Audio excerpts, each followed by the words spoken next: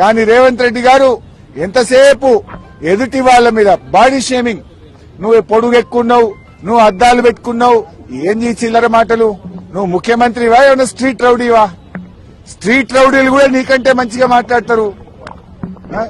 నువ్వు కేసీఆర్ గారి మీద పదే పదే చావు భాష కోరుకుంటావా? తెలంగాణ తెచ్చిన నాయకుడు, ప్రధాన ప్రతిపక్ష నాయకుడు, 10 ఏళ్లు ముఖ్యమంత్రిగా చేసిన కేసీఆర్ గారిని పట్టుకొని అడ్డగోలు మాటలు మాట్లాడతావు. నువ్వు ఒక తెలంగాణ ద్రోహివి, నువ్వు ఒక నీళ్ల ద్రోహివి. నువ్వు కేసీఆర్ గారి పట్ల అటువంటి భాష మాట్లాడడం చాలా తీవ్రంగా మేము ఖండిస్తా ఉన్నాం. రాహుల్ గాంధీ గారు పొద్దున్న లేస్తే రాజ్యాంగం చేతిలో పట్టుకొని తిరుగుతాడు. ఇక్కడేమో అసెంబ్లీలో రాజ్యాంగం ఖూనీ అయితా ఉంది. ప్రధాన ప్రతిపక్షానికి మైకే ఇవ్వడం లేదు.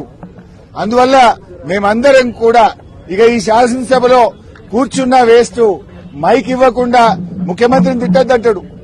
స్పీకర్ గారు ఆన్ రికార్డ్ అక్కడ కూర్చొని మీరు ముఖ్యమంత్రి గారి మీద విమర్శ చేయొద్దు అంటాడు. అనొచ్చా అట్లా స్పీకర్? ముఖ్యమంత్రి గారి మీద మీరు మాట్లాడితే మీ మైక్ కట్ చేస్తా అంటాడు. మరి మేము ఉండేందుకు అసెంబ్లీలో? స్పీకర్ గారి పక్షపాత వైఖరికి నిరసనగా ఈ శాసనసభ ఈ సెషన్ ను బీఆర్ఎస్ పార్టీ బహిష్కరించాలని నిర్ణయం తీసుకున్నది. స్పీకర్ గారు